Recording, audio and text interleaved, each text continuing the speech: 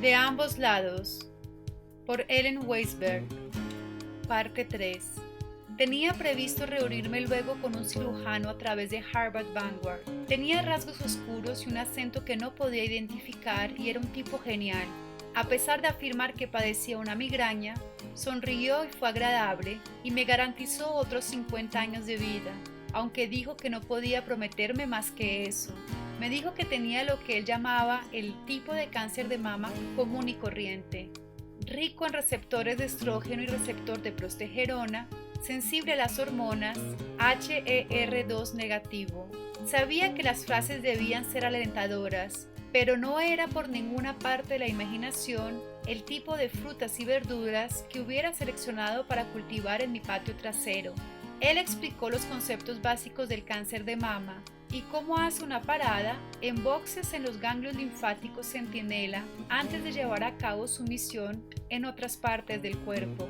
Los ganglios linfáticos centinela se extraerían y evaluarían la presencia de cáncer en el momento de la cirugía. Me sugirió pruebas genéticas para ver si yo era positiva para el gen BRCA, lo que cambiaría el curso del tratamiento, ya que la positividad de BRCA conlleva un riesgo muy alto de cáncer de ovario y de mama, y se alentaría fuertemente la mastectomía doble y la extirpación de los ovarios. Sin embargo, me sugirió que me hiciera una resonancia magnética para examinar los ganglios linfáticos y tener una mejor idea de qué tan localizado estaba el tumor. Sintió debajo de mis brazos y dijo que no sentía ningún ganglio linfático agrandado. Algunos amigos y familiares me alentaron a recibir tratamiento en el hospital oncológico en el que trabajaba en Boston, principalmente debido a la conveniencia de poder pasar fácilmente del trabajo a las citas. Había llegado el momento de llevar a mi colaborador de la pequeña oficina llena de papel a su oferta y aceptar el hecho de que ahora era elegible para ser un paciente de cáncer en el hospital donde había manipulado de forma cuidadosa y mecánica la sangre periférica y células de la médula ósea de pacientes con leucemia durante más de 2 décadas. Me sentí un poco engañosa sentada en el consultorio de este amable cirujano y escuchando mientras empujaba la incomodidad de su migraña y continuaba discutiendo planes para mi tratamiento. Afortunadamente fue él, a diferencia de mí, quien mencionó el hecho de que a menudo los pacientes optarán por obtener una segunda opinión y recibir tratamiento en Boston. Dijo que yo podría hacer lo mismo. Sin embargo, insistió, me diría exactamente lo mismo que me estaba diciendo. Tímidamente admití que estaba considerando un tratamiento donde trabajaba, pero solo por la conveniencia de hacerlo. Pareció entenderlo. Antes de salir del edificio, le dije a mi esposo que quería ver a Lisa, la enfermera recepcionista en radiología. Otra enfermera en el escritorio principal la localizó por mí y cuando me vio, inmediatamente me indicó que la siguiera a través de la puerta detrás de la recepción para tener privacidad. Le conté mi diagnóstico y me agradeció por avisarle, alegando que las enfermeras tienen prohibido hacer un seguimiento de ciertos pacientes por su cuenta. Ella me dio algunas palabras de aliento y luego me abrazó. Ella era una desconocida que me ayudó más de lo que ella podría saber, una desconocida a la que probablemente nunca volvería a ver, pero a alguien a quien nunca olvidaré. La verdadera diversión comenzó en el Instituto Oncológico Dana-Farber, en el 9º piso de un edificio adyacente al centro, donde había estado haciendo mi investigación de leucemia. Mi primera reunión fue con un oncólogo pelirrojo cuya cara me era familiar, probablemente por ver artículos escritos sobre sus muchos logros que se publicaron en el boletín mensual del hospital. La acompañaba un asistente hombre de cabello oscuro y aspecto muy joven, un médico. Se le dio el privilegio de ver todo el color drenar de mi cara cuando el oncólogo dijo: espera, espera, ¿qué es esto?, mientras cavaba sus dedos dolorosamente profundamente en mi axila derecha. Era la segunda vez que me recostaba de espaldas en la mesa de examen, como si se ablandara un trozo de carne. La doctora también había investigado alrededor, solo unos momentos antes, y al igual que el amable cirujano que inicialmente me había visto y nunca volvería a verme, no sintió nada agrandado o fuera de lo común. Lentamente me senté después de que terminó la última excavación en mi axila y volví a tirar de la manta color rosa sobre mi hombro. Mis ojos siguieron a la oncóloga mientras ella se alejaba unos pasos de la mesa de examen. Lo siento, Sus ojos se encontraron con los míos. «Tengo que decírtelo», dijo encogiéndose de hombros, como si sintiera algún tipo de justificación para decírmelo directamente. No fue un buen día para mí recibir noticias. La oncóloga me explicó que, además de tener al menos un ganglio linfático sospechosamente agrandado y posiblemente positivo para la presencia de cáncer, el tamaño estimado del bulto en mi seno era tal que no sería posible una lumpectomía simple que conservara el tejido. Estaba bastante segura de que el cirujano, con quien tenía previsto reunirme al día siguiente, estaría a favor de reducir el tumor primero con medicamentos y luego realizar una cirugía mucho más simple y menos invasiva. Una opción que me ofrecieron fue inscribirme en un ensayo clínico y recibir tratamiento simultáneo con Lupron, que interrumpe la producción de estrógenos de los ovarios, y tamoxifeno, que impiden que los estrógenos actúen sobre los receptores de estrógenos. Me recomendarían ambos, ya que era premenopáusica en el momento del diagnóstico y se esperaba que el cierre de la producción de estrógenos y el bloqueo de la actividad de los estrógenos ayudaran a matar de hambre mi cáncer sensible a las hormonas y a prevenir su crecimiento. Según el brazo del estudio, para el que me seleccionarían al azar, era posible que también recibiera un tercer medicamento llamado Palbociclib, que bloquea una proteína involucrada en la división celular y estaba aprobado por la FDA para el cáncer de mama metastásico en la posmenopausia de mujer. Existía una pequeña fantasía ingenua que se había estado incubando en mi mente, en la que me arrancaban el cáncer increíblemente rápido, y yo seguía en mi camino alegre con la reanudación de la vida como una vez lo supe, y todo estaría bien una vez de nuevo en mi mundo. Mi realidad de repente parecía que estaría caminando durante 6 meses con una masa cancerosa en mi seno derecho que con suerte disminuiría con el consumo diario de tabletas de tamoxifeno y palbociclib y una inyección mensual en el trasero de Lupron, seguido de cirugía y radiación y una gran interrogante sobre si habría tratamientos adicionales, incluida la quimioterapia. Por desgracia, esta pesadilla no iba a desaparecer pronto. El cirujano se reunió conmigo brevemente. Tenía modales suaves, grandes ojos marrones y una sonrisa amable. Escuché un coro de ángeles cantando y me regodeé alegremente en un resplandor de luz que emanaba de su cabeza, mientras me aseguraba que, en contraste con lo que el oncólogo creía, no veía nada en el reino de los ganglios linfáticos que pareciera sospechoso, según mis exploraciones, y que era común que hubiera un agrandamiento reaccionario de los ganglios linfáticos después de una biopsia.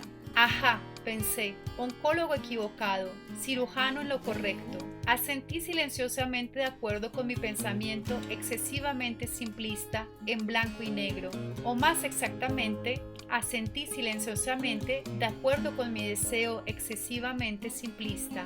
El pensamiento racional irrumpió en ese momento y me recordó que solo porque quería que algo fuera de cierta manera, no significaba que realmente fuera así, y de los puntos de vista opuestos uno era correcto y solo más pruebas revelarían eventualmente la verdad.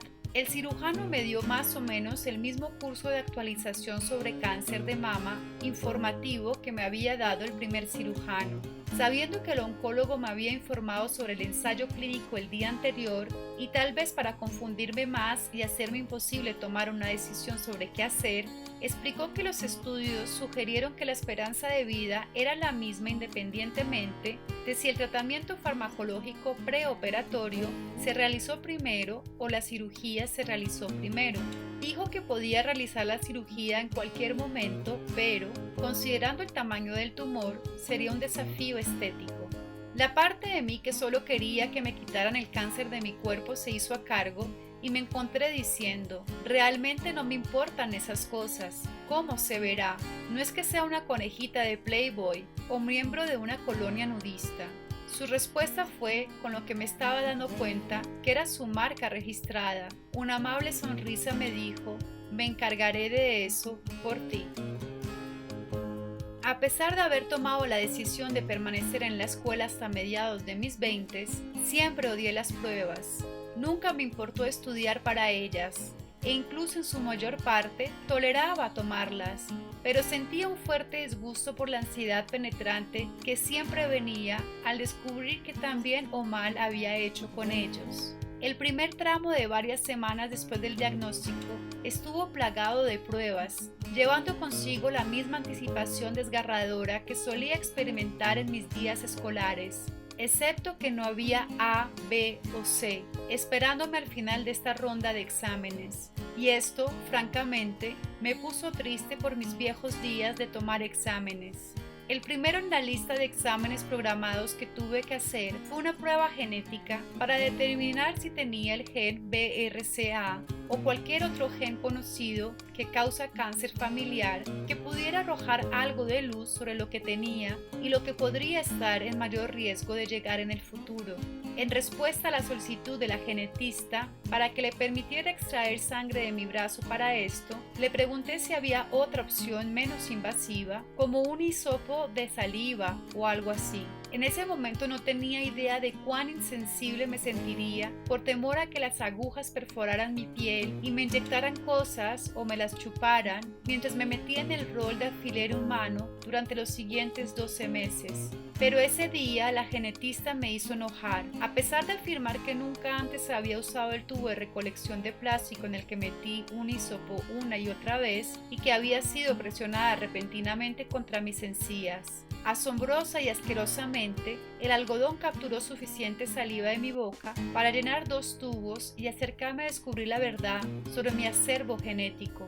Un correo electrónico a la genetista entregó la buena noticia de que era BRCA negativo y la noticia aún mejor de que era negativo para todo lo demás en la lista de genes hostiles para los que estaba siendo examinado. Había un artículo que había leído recientemente en las principales noticias sobre 72 nuevas mutaciones genéticas relacionadas con el cáncer de mama que se había descubierto. El hecho de que compartiera con mi madre la misma enfermedad en la misma subcategoría y que tantos primos del lado de mi padre fueran sobrevivientes del cáncer de mama, todavía me pareció que tenía algo que podría heredarse, posiblemente cayendo en el olvido. Sin embargo, un subconjunto de genes sin descubrir que se comportan mal.